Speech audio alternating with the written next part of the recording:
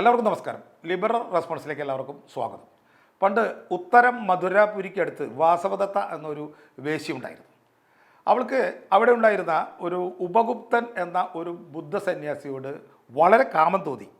സാധാരണ വലിയ പണക്കിഴി കൊണ്ടുവന്ന് അവളുടെ മുമ്പിൽ കാഴ്ച വെച്ചാൽ മാത്രമേ അവൾ ആഭിജാതന്മാർക്ക് വഴിപ്പെടുമായിരുന്നുള്ളൂ. പക്ഷെ അതൊക്കെ പണത്തിന് വേണ്ടിയാണ്. അവളുടെ ശരീരം യഥാർത്ഥത്തിൽ കൊതിച്ചത് ഈ ഉപഗുപ്തന് വേണ്ടി മാത്രമാണ്. ഈ ഉപഗുപ്തനാണെങ്കിലോ മുടിഞ്ഞ ബുദ്ധ സന്യാസിയും. ആഗ്രഹങ്ങളാണ് ദുഃഖത്തിൻ്റെ കാരണമെന്നും പറഞ്ഞാണ് പുള്ളി നടക്കുന്നത്. ഇവനെ എങ്ങനെയെങ്കിലും തരപ്പെടുത്തി വശപ്പെടുത്തി കൊണ്ടുവരാൻ വേണ്ടി വാസവദത്ത തൻ്റെ തോഴിയെ നിയോഗിച്ചു. തോഴി പോയി ചതുര സൂത്രങ്ങൾ പ്രയോഗിച്ചെങ്കിലും ഉപഗുപ്തൻ കൂടെ പോകുന്നില്ല. ഒരിക്കൽ ഞാൻ വരും, സമയമായിട്ടില്ല എന്ന് പറയാൻ പറഞ്ഞയച്ചു അയാൾ. വാസവദത്ത ഈ വാർത്ത കേട്ട് നിരാശയായി. അവളിരുന്ന് പരിഭവങ്ങൾ പറഞ്ഞു തുടങ്ങി. സമയമായില്ല പോലും ക്ഷമയൻ്റെ ഹൃദയത്തിൽ ഒഴിഞ്ഞു തോഴി. ഒരുപക്ഷെ ഇവൻ വരാതിരിക്കുന്നത് പണമില്ലാത്തത് കൊണ്ടായിരിക്കും. പാവമല്ലേ, ഗണികയായി തന്നെ എന്നെ അവൻ ഗണിച്ചതാവാം. അതായത് ഞാനൊരു വേശിയാണല്ലോ, പൈസ ഇല്ലാണ്ട് വരാൻ പറ്റില്ലല്ലോ എന്നവൻ ധരിച്ചതാവാം. പക്ഷേ എനിക്ക് അവൻ്റെ പണമല്ല വേണ്ടത്, അവനെയാണ്. അവന് മാത്രം തരാൻ കഴിയുന്ന പ്രണയമാണ്. ഇവിടെ എത്രയോ പണക്കാർ എൻ്റെ അടുത്ത് വരുന്നു, പണത്തിൻ്റെ ആവശ്യം എനിക്കില്ല. സുകുമാര വ്യക്തിത്വങ്ങൾ ഇവിടെ കയറി ഇറങ്ങിപ്പോകുന്നു. പക്ഷേ എനിക്ക് അവനോട് മാത്രമാണ് കൊതി. വിശക്കുന്ന നേരത്ത് ഭക്ഷണ വിഭവങ്ങൾ നമ്മൾ വെറുപ്പാകും വരെ നമ്മൾ ഭുജിച്ചാലും വിശിഷ്ട ഭോജ്യങ്ങൾ കണ്ടാൽ നമുക്ക് കൊതി തോന്നാറില്ലേ? അതുപോലത്തെ ഒരു കൊതിയാണ് എനിക്ക് അവനോട്. എന്നിട്ടും അവൻ വരുന്നില്ലല്ലോ. ഒരുപക്ഷെ അവൻ വരാത്തത് ഇതുകൊണ്ടൊന്നും ആകില്ല, അയാൾ മൂലമായിരിക്കും. ആരാണ് ഈ അയാൾ? കുമാരനാശാൻ ആ വരികൾ ഇങ്ങനെയാണ് എഴുതുന്നത്. അഥവാ കഷ്ടമീ യുവാശ്രമണ കഥകൻ്റെ കഥയില്ലായ്മകൾ കേട്ട് കുഴങ്ങുന്നുണ്ടാം, അവസരം നോക്കുന്നുണ്ടാം, യമരാജ്യത്തിലാ ശാക്യസ്ഥവിരന്നു പോയൊതുങ്ങാൻ സ്ഥലമില്ലല്ലി എന്നാണ് പറയുന്നത്. എന്താ ഇതിൻ്റെ അർത്ഥം? കഷ്ടം. ഈ ചെറുപ്പക്കാരൻ ആ ബുദ്ധൻ എന്ന ശ്രമണൻ പഠിപ്പിച്ച വിഡ്ഢിത്തങ്ങൾ കേട്ട് മനസ്സും മടുത്തിരിക്കുകയാണ്. അതുകൊണ്ടായിരിക്കാം സുന്ദരിയായ എന്നെ തേടി അവൻ വരാത്തത്. ആ ബുദ്ധന് പോയി ചത്തൂടെ? അയാൾക്ക് മരിക്കാൻ യമലോകത്തിൽ സ്ഥലമില്ലേ? ആ ബുദ്ധൻ വേഗം ചത്തുപോയിരുന്നെങ്കിൽ ആ യുവാവിന് ഇങ്ങനെയുള്ള അസംബന്ധങ്ങളിൽ നിന്നും രക്ഷപ്പെടാമായിരുന്നു. ഇങ്ങനെയാണ് വാസവദത്ത തോഴിയോട് പറയുന്നത്. നമുക്കിവിടെ ഈ കുമാരനാശാൻ എഴുതിയ ശ്രമണ കഥകൻ എന്ന വാക്കിലേക്കാണ് വരേണ്ടത്. എന്താണ് ഈ ശ്രമണ? ആരാണ് ശ്രമണൻ? ഇത് പറയുന്നതിലേക്ക് നമുക്ക് എല്ലാവർക്കും പരിചയമുള്ള ഒരു കഥ കൂടി പറയാം. ദശരഥ മഹാരാജാവ് മൂന്നാം ഭാര്യയോടുള്ള വാക്ക് പാലിക്കാൻ വേണ്ടി ശ്രീരാമനെ കാട്ടിലേക്ക് വിട്ടു. പിന്നെ അദ്ദേഹം തന്നെ ആ തീരുമാനത്തിൽ ഓർത്ത് വേദനിച്ച് ഹാർട്ട് അറ്റാക്ക് ആയി വന്ന് മരിച്ചു എന്നാണ് നമ്മൾ കേൾക്കുന്നത്. ശ്രീരാമൻ കാട്ടിലേക്ക് പോയപ്പോൾ രാജാവാകേണ്ടത് ഭരതനാണ്, അനിയൻ ഭരതൻ. എന്നാൽ അദ്ദേഹം ആ ചതിക്ക് കൂട്ടുനിൽക്കാൻ തയ്യാറായില്ല. അദ്ദേഹം കുടുംബാംഗങ്ങളോടും ഉദ്യോഗസ്ഥരോടും കുറച്ച് എന്താ പറയുക അമ്മമാരോടൊക്കെ കൂടി ചേർന്ന് കാട്ടിലേക്ക് പോയി. ചേട്ടനെ എങ്ങനെയെങ്കിലും കണ്ടെത്തണം, ശ്രീരാമനെ തിരിച്ച് കൊണ്ടുവന്ന് രാജാവായി, അയോധ്യയിലെ രാജാവായി വാഴിക്കണം. ഭരതനും സംഘവും അങ്ങനെ ഇയാളെ കണ്ടെത്തി. ശ്രീരാമ ലക്ഷ്മണ ത്രയത്തെ 3 പേരും കണ്ടെത്തി. അച്ഛൻ്റെ മരണവാർത്ത കഴിഞ്ഞ് ശ്രീരാമൻ കൂട്ടനിലവിളിയായി. നേരെ കുറേ കഴിഞ്ഞിട്ടും അദ്ദേഹത്തിൻ്റെ ദുഃഖം അടങ്ങുന്നില്ല.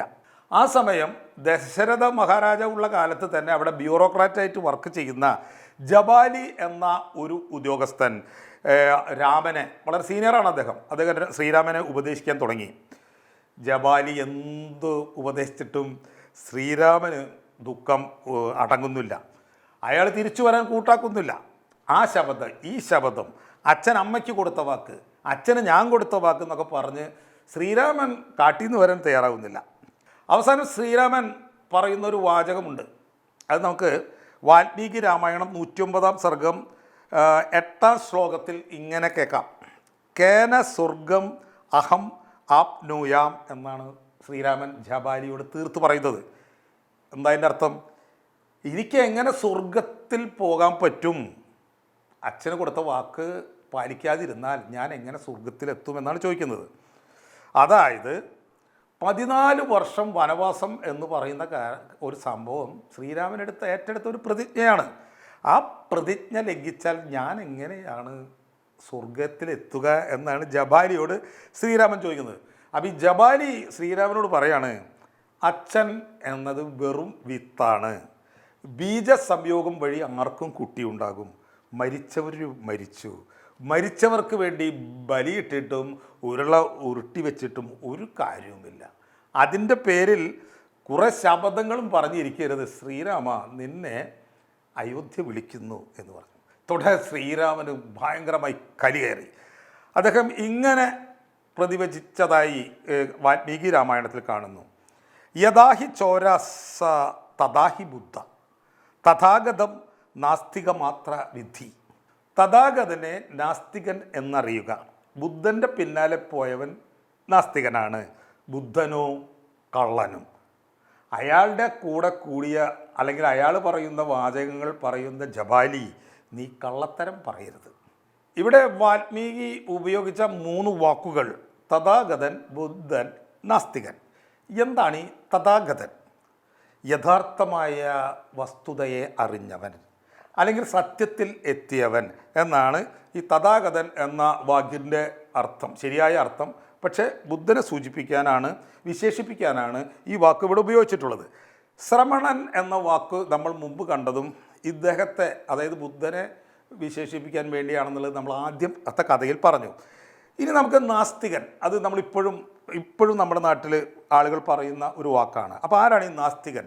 നാസ്തികൻ എന്നാൽ ആസ്തികൻ്റെ വിപരീതമാണ്.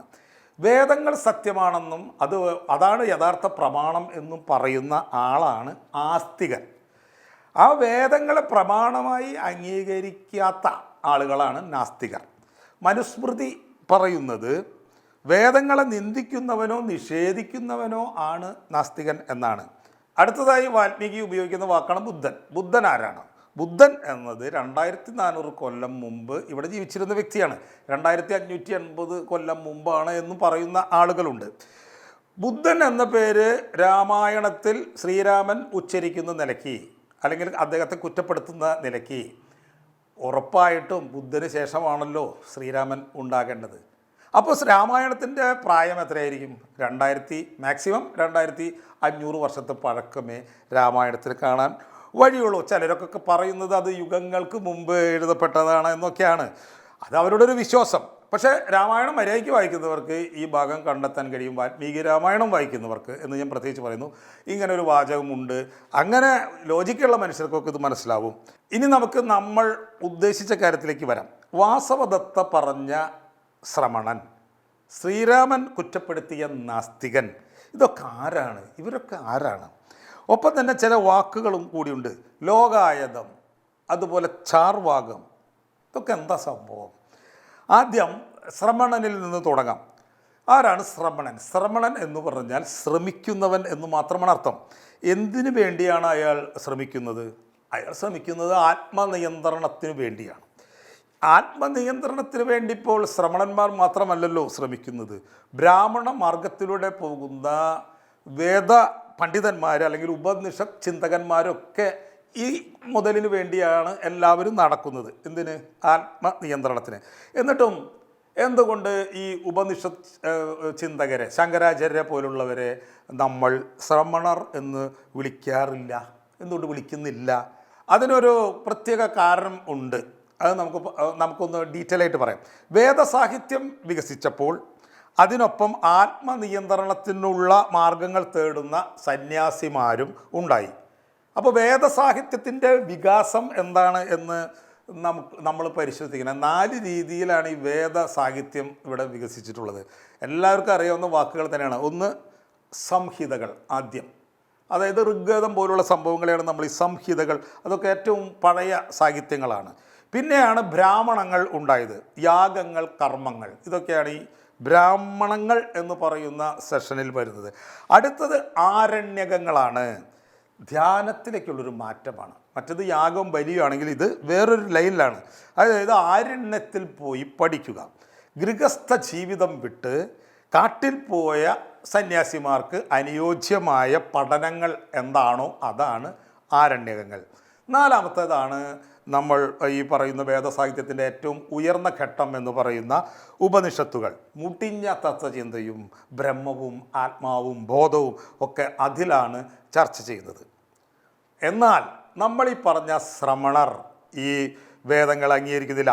അവർ ബ്രാഹ്മണ സാഹിത്യങ്ങളെയും അംഗീകരിക്കുന്നില്ല. 2600 2700 വർഷം മുമ്പ് അവർ ആ പാത ഉപേക്ഷിച്ച് വേറെ വഴി നടന്നു. എന്താ അവർ അങ്ങനെ ഈ പാത ഉപേക്ഷിക്കാൻ കാരണം? ബ്രാഹ്മണരുടെ ഇറച്ചി തീറ്റ അവർക്ക് ഇഷ്ടപ്പെട്ടില്ല. ഹിംസയായിരുന്നു, യാഗങ്ങളും ബലികളുമായിരുന്നു ഈ ബ്രാഹ്മണരുടെ ഒരു മെയിൻ. അത് എന്നും അങ്ങനെയായിരുന്നു. അപ്പോൾ ഇത് കണ്ട് സഹികെട്ട ഈ വ്യക്തികൾ, ഈ സമാധാനപ്രിയരായ ഈ വ്യക്തികൾ, ക്രൂരത ഇഷ്ടപ്പെടാത്ത ആളുകൾ വേദങ്ങളെ നിഷേധിച്ചു. കാരണം വേദമാണ് ബലികളും യാഗങ്ങളും നിർദ്ദേശിക്കുന്നത്. അതുകൊണ്ട് ശുദ്ധ നോൺ വെജിറ്റേറിയൻ ആണ് വേദം, നമുക്കത് വേണ്ട എന്ന് പറഞ്ഞാണ് ഇവർ എങ്ങ് പോയത്. വേദങ്ങൾ വെറുത്ത് ഈ വ്യക്തികളെല്ലാം ലോകജീവിതം വിട്ട് തപസ്, ധ്യാനം എന്നിവയിലൂടെ ആത്മനിയന്ത്രണത്തിന് ശ്രമിക്കാനുണ്ടായത്. അപ്പോൾ വേദസാഹിത്യവുമായിട്ട് ബന്ധപ്പെട്ടിട്ടുള്ള ഉപനിഷത്ത് സന്യാസിമാരായാലും അവരും ആത്മനിയന്ത്രണത്തിന് വേണ്ടി ശ്രമിക്കുന്നുണ്ട്. പക്ഷേ അവരുടെ പുസ്തകങ്ങളായി കരുതുന്നത് വേദങ്ങളെയാണ്. പക്ഷേ ഈ വേദങ്ങൾ എന്ന് പറയുന്നത് യാഗങ്ങളെയും ബലികളെയും അതുപോലെയുള്ള ക്രൂരതകളെയും പ്രോത്സാഹിപ്പിക്കുന്നത് കൊണ്ടാണ് ഈ പറഞ്ഞ ആളുകൾ ആത്മനിയന്ത്രണത്തിനുള്ള മാർഗം ഞങ്ങൾക്ക് വേദങ്ങളിൽ നിന്നും വേദസാഹിത്യങ്ങളിൽ നിന്നും വേണ്ട എന്ന് പറഞ്ഞു വഴിതിരിഞ്ഞ് നടന്നത്. അവർ അങ്ങനെ വേദങ്ങളെ നിശ്ചയിച്ചതിൻ്റെ പേരിൽ വേദസാഹിത്യത്തിൽ നിന്ന് പുറത്തായി, വേദ പരമ്പരയ്ക്കും പുറത്തായി. അങ്ങനെ അവർ കാട്ടിലും ഗ്രാമങ്ങളിലും പലതരത്തിൽ തപസ് ചെയ്ത് വ്യത്യസ്ത ഗ്രൂപ്പുകളായി ഇങ്ങനെ അലഞ്ഞു തിരിഞ്ഞു. അവരെയാണ് അന്നത്തെ നാട്ടുകാർ ശ്രമണർ എന്ന് വിളിച്ചത്. അവരുടെ രീതികളെയാണ് ഈ ശ്രമണ പാരമ്പര്യം എന്ന് പറയുന്നത്. ഇന്ന് നമ്മൾ നോക്കിയാൽ കാണുന്ന ജൈനമതം, ബുദ്ധമതം പോലുള്ള, അല്ലെങ്കിൽ ചാർവാകം അല്ലെങ്കിൽ ലോകായുധം എന്നൊക്കെ പറയുന്ന പോലുള്ള ചിന്തകൾ വികസിച്ചു വന്നത് ഈ ശ്രമണ പാരമ്പര്യത്തിൽ നിന്നാണ്. ചുരുക്കി പറഞ്ഞാൽ ശ്രമണ പ്രസ്ഥാനം എന്ന് പറയുന്നത് ഒരു നദിയാണെങ്കിൽ അതിൽ നിന്നും പുറപ്പെട്ട ചില തോടുകളാണ് ജൈനമതവും ബുദ്ധമതവും അതുപോലെ തന്നെ ലോകായത ദർശനങ്ങളും. എന്താണ് ഈ ലോകായതം? ലോകായതം എന്നാൽ ലോകത്തിൽ വ്യാപിച്ചിരിക്കുന്നത് എന്ന് മാത്രമാണ് അർത്ഥം. അതായത് ജനങ്ങൾക്കിടയിൽ പ്രചാരമുള്ള ചില രീതികൾ, ലോകം മാത്രമാണ് സത്യം എന്ന് പറയുന്ന ഒരു തോട്ട്, ഇതാണ് ഈ തത്വചിന്തയാണ് ലോകായതം. ഈ തത്വചിന്ത ഒരു സ്കൂൾ ആയി തിരിച്ചറിഞ്ഞപ്പോൾ അതിന് വിളിച്ച പേരാണ് ചാർവാകം. നമുക്കത് പറയുമ്പോൾ ഒന്ന് മനസ്സിലാക്കാൻ വേണ്ടി ഞാൻ പറയാം. ജനാധിപത്യം എന്ന് പറയുന്നത് നമുക്കറിയാം, അതൊരു പൊതുവായ ആശയമാണ്. അതിനെ വിശദീകരിക്കുന്ന, ജനാധിപത്യത്തെ വിശദീകരിക്കുന്ന ഒരു സ്കൂളാണ് അംബേദ്കറിസം എന്ന് നമുക്കറിയാം. അതുപോലെ ലോകായതം എന്ന് പറയുന്ന ഒരു പൊതുവായ ആശയമാണെങ്കിൽ അതിനെ വിശദീകരിക്കുന്ന ഒരു പ്രത്യേക സ്കൂളാണ് ചാർവാകം. ഇപ്പോൾ ക്ലിയറായി കാണുമെന്നാണ് ഞാൻ ധരിക്കുന്നത്. ഇനി നമുക്ക് നോക്കാനുള്ളത്, എങ്ങനെയാണ് പുരാതന ഇന്ത്യയിൽ ഈ ബ്രാഹ്മണരെക്കാൾ കൂടുതൽ പരിഗണന പല രാജാക്കന്മാരും അടക്കമുള്ള ആളുകൾ എങ്ങനെയാണ് ഈ ശ്രമണ പരമ്പരയ്ക്ക് കൊടുത്തത്, ജൈനമതത്തിന് കൊടുത്തത്, അതുപോലെ തന്നെ ബുദ്ധൻ അല്ലെങ്കിൽ ബുദ്ധ പാരമ്പര്യത്തിനൊക്കെ കൊടുക്കാനുള്ള കാരണം എന്താണ്? ഇത് മനസ്സിലാക്കണമെങ്കിൽ നമ്മൾ അവിഭക്ത ഇന്ത്യ 3000 വർഷത്തിന് ഇപ്പുറമുള്ള ഇന്ത്യയിലേക്ക് പോകണം. അപ്പോൾ അവിടെ കൃഷി വ്യാപകമാകുന്നതും ചെറിയ പട്ടണങ്ങൾ ഉണ്ടാകുന്നതും കച്ചവടം വളരുന്നതും അതൊക്കെ 2600-3000 വർഷത്തിൻ്റെ ഇടയിലുള്ള ഒരു സംഭവമാണ് എന്ന് നമുക്ക് മനസ്സിലാക്കാൻ കഴിയും. ഈ കച്ചവടം ഒരു പ്രത്യേക വർഗത്തെ സൃഷ്ടിക്കുകയാണ്. അവരെയാണ് നമ്മൾ വണിക്കുകളെന്നും അല്ലെങ്കിൽ വൈശ്യന്മാരെന്നൊക്കെ വിളിക്കുന്നത്. എന്നാൽ ഇവർ പണക്കാരായി തീർന്നെങ്കിലും ഈ ബ്രാഹ്മണ പാരമ്പര്യം അവർക്ക് മാന്യമായ സ്ഥാനം നൽകിയില്ല. കാരണം ഈ ബ്രാഹ്മണ ഫിലോസഫിക്ക് ഒരു പ്രശ്നമുണ്ട്. യാഗങ്ങൾക്കും ബലികൾക്കും മുൻഗണന കൊടുക്കുന്ന ഒരു സമൂഹത്തിൽ ബ്രാഹ്മണൻ തന്നെയായിരിക്കും ഏറ്റവും ഉയർന്ന തട്ടിൽ ഇരിക്കുക. വ്യാപാരികൾക്ക് സമ്പത്തുണ്ടാവാം, എന്നാൽ അവരുടെ സാമൂഹ്യ സ്ഥാനം എന്ന് പറയുന്നത് വളരെ താഴെ ആയിരിക്കും. പണ്ട് ഇവിടുത്തെ ആളുകൾ പറയുന്ന പോലെ പാണൻ 10 കളിച്ചാലും 8 കൂട്ടു. അതിനാൽ അവർ ഈ പറഞ്ഞ പണമുള്ള ആളുകൾ പുതിയ വഴികൾ തേടി. അവർക്ക് വേണ്ടത് പുതിയ ധാർമ്മികത ആയിരുന്നു, അല്ലെങ്കിൽ അവരുടെ വ്യക്തിപരമായ ഉന്നതി ആയിരുന്നു. സോ അവർക്ക് കിട്ടിയ ഒരു ബദലായിരുന്നു ഈ അലഞ്ഞു തിരിഞ്ഞ് നടന്നിരുന്ന ശ്രമണർ. പുതിയ സമൂഹത്തിലെ വ്യാപാരികളും അതുപോലെ തന്നെ തൊഴിലാളികളും, അതായത് കൈവേലക്കാരൊക്കെ ഇവരോട് ചോദിച്ചു, എന്തുകൊണ്ടാണ് ബ്രാഹ്മണർക്ക് മാത്രം നമ്മുടെ നാട്ടിൽ അധികാരം? അപ്പോൾ ശ്രമണർ അവരോട് പറഞ്ഞു, ബ്രാഹ്മണർ അവരുടെ അധികാരവുമായി അവിടെ ഇരിക്കട്ടെ, നിങ്ങൾ ഞങ്ങളോടൊപ്പം വരും. ഞങ്ങൾ നിങ്ങൾക്ക് സമത്വം വാഗ്ദാനം ചെയ്യുന്നു. നിങ്ങൾ ഏത് ജാതി ആയിക്കോട്ടെ, നിങ്ങൾക്ക് എല്ലാവർക്കും മോക്ഷം ഞങ്ങൾ വാഗ്ദാനം ചെയ്യുന്നു. അവരെ നമ്മുടെ ഈ കച്ചവടക്കാരായാലും അവിടുത്തെ പൊതുജനങ്ങളായാലും ശരി, വലിയ യാഗങ്ങൾ ചെയ്യണമെങ്കിൽ, ബ്രാഹ്മണർ പറയുന്ന വലിയ യാഗങ്ങൾ ചെയ്യണമെങ്കിൽ ധാരാളം ദ്രവ്യം വേണം, പണം നന്നായി വേണം, വെറുതെ കാശ് കളയണം. മാത്രമല്ല ബ്രാഹ്മണരില്ലാതെ ഒന്നും നടക്കുകയുമില്ല. അപ്പോൾ സാധാരണ മനുഷ്യർ ശ്രമണന്മാരോട് ചോദിച്ചു, ഈ യാഗങ്ങൾ ചെയ്യാതെ നമുക്ക് മോക്ഷം കിട്ടുമോ? ശ്രമണർ പറഞ്ഞു, തീർച്ചയായും കിട്ടും. തപസ്സും ധ്യാനവും, അതിലൂടെ നമുക്ക് മോക്ഷം കിട്ടും. അങ്ങനെ ലളിതമായ മറുപടികളിലൂടെ, ലളിതമായ രീതികളിലൂടെ, അഹിംസയുടെ പ്രചാരത്തിലൂടെ ശ്രമണർ ഫേമസ് ആയി. അതാണ് ഉണ്ടായത്. ശ്രമണർ അന്വേഷിച്ചത് ദൈനംദിന ജീവിതത്തിൽ ഒരു മനുഷ്യജീവി അനുഭവിക്കുന്ന പ്രശ്നങ്ങളെ പറ്റിയാണ്. യാഗങ്ങൾ ഒരിക്കലും ഒരു സമാധാനവും തരില്ല എന്ന് കരുതിയിട്ടാണല്ലോ അവർ ആ വഴി ബ്രാഹ്മണ പാരമ്പര്യത്തോട് വിട പറഞ്ഞത്. അപ്പോൾ അവരെ സംബന്ധിച്ചിടത്തോളം അവരേറ്റവും കൂടുതൽ അന്വേഷിച്ചത് മനുഷ്യരുടെ ദുരിതവും വേദനയും, അതായത് ദുഃഖവുമാണ്. അപ്പോൾ ദുഃഖത്തെപ്പറ്റി ഇവർക്ക് വലിയ വലിയ എന്താ പറയുക, ഫിലോസഫിക്കൽ ആയിട്ടുള്ള ഡിസ്കോഴ്സുകൾ ഇവർ നടത്തിയിട്ടുണ്ട്. ദുഃഖം എന്താണ്, ഇതെങ്ങനെ അവസാനിപ്പിക്കാം? അപ്പോൾ ഇതിനൊക്കെ പണ്ട് അവരെക്കാളും മുമ്പ് ചില ഗുരുക്കന്മാർ പറഞ്ഞു തന്ന ചില കാര്യങ്ങളുണ്ടായിരുന്നു. അതിലൊന്നും അവർക്ക് സംതൃപ്തി കിട്ടിയില്ല. അതിനൊന്നും എടുത്ത് എല്ലാ കാലത്തേക്കും വിഴുങ്ങുന്നൊരു സംഭവമായി അവർക്ക് തോന്നിയതുമില്ല. അങ്ങനെ അവർ വ്യക്തിതലത്തിൽ എന്താണ് ദുഃഖം എന്ന് അന്വേഷിച്ചു. അങ്ങനെ ദുഃഖത്തിനുള്ള പരിഹാരം എന്താണ് എന്നൊക്കെ അന്വേഷിച്ചു. മനുഷ്യൻ്റെ ദുരിതം എങ്ങനെ ഇല്ലാതാക്കാം എന്നവർ അന്വേഷിച്ചു. അങ്ങനെയുള്ള അന്വേഷണങ്ങളിൽ നിന്നാണ്, ഈ ശ്രമണന്മാരുടെ ഈ അന്വേഷണങ്ങളിൽ നിന്നാണ് ആദ്യം ജൈനമതവും ബുദ്ധമതവും അതുപോലെ തന്നെ നമ്മളീ പറഞ്ഞ ലോകായത ചിന്തകളും ഉണ്ടാകുന്നത്. അപ്പോൾ നമ്മൾ മനസ്സിലാക്കുമ്പോൾ അവിഭക്ത ഇന്ത്യയിലെ ആദ്യത്തെ ഇൻ്റലക്ച്വൽ എക്സ്പ്ലോഷൻസാണ് ഈ ജൈനമതവും ബുദ്ധമതവും അതുപോലെ തന്നെ ലോകായത ചിന്തകളും. അപ്പോൾ നമ്മളൊരു ചെറിയ ഇക്വേഷനിലേക്ക് നമ്മളിതിനെ കൊണ്ടുവന്നാൽ, യാഗം പ്ലസ് ജാതി സമം ബ്രാഹ്മണാധികാരം, ഈ സിസ്റ്റത്തിന് പകരം ധ്യാനം പ്ലസ് അഹിംസ പ്ലസ് ആത്മനിയന്ത്രണം സമം സമത്വം എന്ന ഒരു പുതിയ സിസ്റ്റമാണ് ഈ മതങ്ങളും അതുപോലെ തന്നെ ലോകായത ദർശനങ്ങളും ഇവിടെ ഇന്ത്യയിൽ അവതരിപ്പിച്ചത്. ഈ 3 സ്കൂളുകൾക്കും ഉള്ള ചില സാമ്യങ്ങളുണ്ട്. അതുകൂടി പറഞ്ഞാലേ നമുക്ക് കൃത്യമായി കാര്യങ്ങൾ മനസ്സിലാവുള്ളൂ. ഈ 3 വിഭാഗങ്ങളും വേദങ്ങളുടെ അപ്രമാദിത്വത്തെ അംഗീകരിച്ചില്ല. അവർ പറയുന്ന ശുദ്ധി വാദങ്ങളിലൊന്നും അവർ വീണില്ല. ഒറ്റ വാക്കിൽ പറഞ്ഞാൽ വേദനിഷേധം. ഇനി രണ്ടാമത്തെ സാമ്യം പറയാം. ഈ 3 വിഭാഗങ്ങളും മൃഗബലി ഉൾപ്പെടെയുള്ള വൈദിക യാഗങ്ങളെയും കർമ്മകാണ്ഡങ്ങളെയും എതിർത്തു. ഒറ്റ വാക്കിൽ പറഞ്ഞാൽ യാഗവിരുദ്ധത. മൂന്നാമത്തത്, ഈ 3 വിഭാഗങ്ങളും ബ്രാഹ്മണ മേധാവിത്വത്തെയും ജാതി വ്യവസ്ഥയുടെ കാഠിന്യത്തെയും കഠിനമായി എതിർത്തു. ഒറ്റ വാക്കിൽ പറഞ്ഞാൽ ജാതി വിരുദ്ധത. ഈ 3 വിഭാഗങ്ങളും സംസ്കൃതത്തിന് പകരം സാധാരണക്കാർക്ക് മനസ്സിലാവുന്ന ഭാഷയിൽ ജനങ്ങളോട് സംസാരിച്ചു. പാലി അർദ്ധമാഗതി. അപ്പോൾ സംസ്കൃത വിരുദ്ധത. അപ്പോൾ എത്ര തരം വിരുദ്ധതകളിലാണ് ഇവർ ഒരുമിക്കുന്നത് എന്ന് നമ്മൾ മനസ്സിലാക്കണം. യാഗവിരുദ്ധത, വേദനിഷേധം, അതുപോലെ തന്നെ ജാതി വിരുദ്ധത, സംസ്കൃത വിരുദ്ധത. പക്ഷേ ഇവർ തമ്മിൽ നമ്മൾ കാണുന്ന ഭയങ്കര അടുപ്പമാണെന്ന് തോന്നുന്നു, സാമ്യമുണ്ട് എന്ന് തോന്നുന്നു. അങ്ങനെയാണെങ്കിൽ പിന്നെ അവർ ഒന്നായാൽ മതിയല്ലോ. പക്ഷേ അവർ തമ്മിൽ ഒന്നായിരുന്നില്ല, നല്ല വ്യത്യാസങ്ങളുണ്ടായിരുന്നു. പലരും വിചാരിക്കുന്നത് ബുദ്ധ ജൈന മതങ്ങൾ എന്നാണ് പറയുക, അല്ലെങ്കിൽ വിചാരിക്കല്ല, പലരും പറയുന്നത് ബുദ്ധ ജൈന മതങ്ങൾ എന്നാണ്. അവരെല്ലാം ഒന്നാണ് എന്നുള്ള ധാരണയിലാണ് നമ്മളൊക്കെ പറയുക. പക്ഷെ നല്ല വ്യത്യാസമുണ്ട്, അത് ശരിയല്ല. ജീവിതത്തിൻ്റെ അടിസ്ഥാന ലക്ഷ്യം എന്താണ് എന്നാണല്ലോ പ്രധാന ചോദ്യം. ആ ചോദ്യത്തിൽ ലോകായതർ അഥവാ നാസ്തികർ, നമ്മുടെ ടീം പറഞ്ഞത് ജീവിതത്തിൻ്റെ ലക്ഷ്യം ഭോഗം ആണെന്നാണ്. അതായത് ഇന്ദ്രിയങ്ങൾ വഴി കിട്ടുന്ന സുഖം പരമാവധി ആനന്ദിക്കുക, അനുഭവിക്കുക. അതൊരു പാട്ടിൽ കവി പി ഭാസ്കരൻ അതിങ്ങനെയാണ് പാടിയിട്ടുള്ളത്. ആസ്വദിച്ചിടണം ഓരോ വരിയും ആനന്ദ സന്ദേശം രസമധുരം.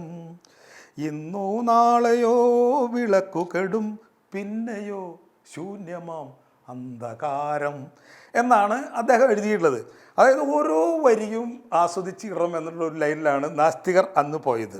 എന്നാൽ ജൈനമതം പറഞ്ഞത് തപസ്സാണ് വേണ്ടത് എന്നാണ്. കഠിനമായ വ്രതങ്ങളിലൂടെ ആത്മാവിനെ ശുദ്ധീകരിച്ചെടുക്കലാണ് ജീവിത ലക്ഷ്യം. അപ്പോൾ ബുദ്ധമതം എന്താണ് പറഞ്ഞത്? എന്താണ് ജീവിത ലക്ഷ്യം? ബുദ്ധന്മാർ ഈ രണ്ട് എക്സ്ട്രീം, അതായത് റൈറ്റിലേക്കും ലെഫ്റ്റിലേക്കൊന്നും പോയില്ല. അവർ ഒരു മധ്യമാർഗമാണ് സ്വീകരിച്ചത്.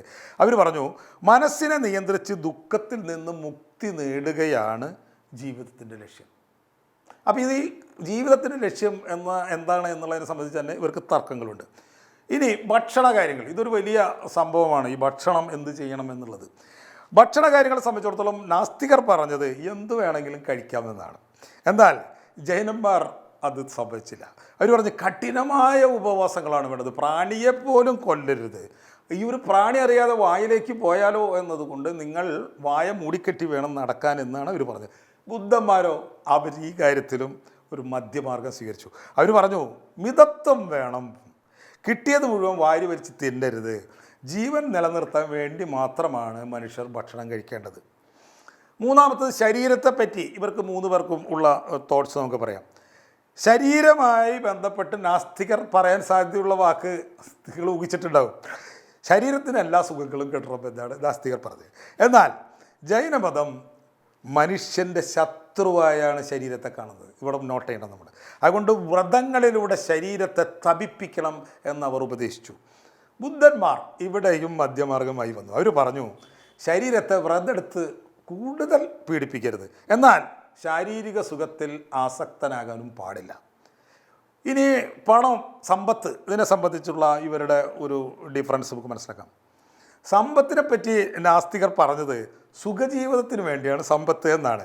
എന്നാൽ ജൈനർ പറഞ്ഞത് ഒരു തരി സമ്പത്ത് പോലും നിങ്ങൾ കയ്യിൽ വയ്ക്കരുത്, ഒക്കെ ഉപേക്ഷിക്കണം, അപരിഗ്രഹം എന്നാണ് അവർ പറഞ്ഞ വാക്ക്. ബുദ്ധന്മാരോ ഇവിടെയും നമ്മുടെ എന്താ പറയുക NSSൻ്റെ സമദൂര സിദ്ധാന്തം സ്വീകരിച്ചു. സാധാരണ മനുഷ്യർ അത്യാവശ്യത്തിന് മാത്രം സ്വത്ത് കയ്യിൽ വയ്ക്കുക, സന്യാസിമാരാണെങ്കിൽ ഭിക്ഷ എടുത്ത് ജീവിച്ചാൽ മതി. ഇനി പ്രധാനപ്പെട്ട ഒരു സംഭവം ആത്മനിയന്ത്രണം. ആത്മനിയന്ത്രണത്തിൻ്റെ കാര്യത്തിൽ നാസ്തികർക്ക് ഒരു സംശയവും ഉണ്ടായിരുന്നില്ല. ഇങ്ങനെ ഒരു ഏർപ്പാട് തന്നെ വേണ്ട എന്നാണ് അവർ പറഞ്ഞത്. എന്നാൽ ജൈനർ പതിവ് പോലെ സ്ട്രിക്റ്റായി. മനസ്സിനെയും ശരീരത്തെയും പരിപൂർണമായും അടക്കണം, അതായിരുന്നു അവരുടെ നിഷ്ഠ. എന്നാൽ ബുദ്ധൻ പറഞ്ഞു വികാരങ്ങളെ നമ്മൾ നിയന്ത്രിക്കണം, പക്ഷേ അതിനായി സ്വയം പീഡിപ്പിക്കേണ്ട ഒരു കാര്യവുമില്ല. അപ്പോൾ പല പ്രധാനപ്പെട്ട കാര്യങ്ങളിലും ഈ മതങ്ങൾ തമ്മിൽ വലിയ വ്യത്യാസങ്ങൾ ഉണ്ടായിരുന്നു എന്ന് നമ്മൾ മനസ്സിലാക്കണം. അതായത് അടിസ്ഥാന തത്വങ്ങളിൽ വ്യത്യാസം, ഭക്ഷണ രീതികളിൽ വ്യത്യാസം, ശരീരകാര്യങ്ങളിൽ വ്യത്യാസം, അതുപോലെ തന്നെ സമ്പത്തിനെ സംബന്ധിച്ച കാഴ്ചപ്പാടിലും ആത്മനിയന്ത്രണത്തിൻ്റെ കാര്യത്തിലൊക്കെ വ്യത്യാസം. അപ്പോൾ ഈ 3 സമ്പ്രദായങ്ങളിൽ ഏത് സമ്പ്രദായം നമ്മൾ തിരഞ്ഞെടുക്കുമെന്ന് ചോദിച്ചാൽ, മറ്റ് സമ്പ്രദായങ്ങളില്ലാത്ത കാലത്ത് ഏത് സമ്പ്രദായം നിങ്ങൾ തിരഞ്ഞെടുക്കുമെന്ന് ചോദിച്ചാൽ അധിക പേരും തിരഞ്ഞെടുക്കുക ബുദ്ധമാർഗം ആയിരിക്കും. കാരണം അതാണ് ഒരു മധ്യമാർഗം. അംബേദ്കർ നാസ്തികതയിലേക്ക് പോകാതെ ബുദ്ധമതത്തിലേക്കും മതം മാറിയത് ഇതുകൊണ്ടായിരിക്കാനാണ് സാധ്യത. ഇനി നമുക്ക് പറയാനുള്ളത് ഈ ഉപനിഷത്തുകളും ജൈന ബുദ്ധമതങ്ങളും തമ്മിലുള്ള പ്രധാന വ്യത്യാസം എന്താണ് ശങ്കരാചാര്യർ പറഞ്ഞിരുന്ന കാര്യങ്ങൾ, എന്താണ് മറ്റു മതങ്ങൾ പറഞ്ഞിരുന്നത്, അല്ലെങ്കിൽ ജൈന ബുദ്ധ മതങ്ങൾ തമ്മിലുണ്ടായിരുന്ന തർക്കങ്ങൾ എന്താണ്, ഏത് പോയിന്റിലാണ് അവർ തർക്കിച്ചിരുന്നത്, അതിനെപ്പറ്റി അതിദീർഘമായതുകൊണ്ട് അടുത്ത എപ്പിസോഡിൽ പറയാം. നന്ദി, നമസ്കാരം.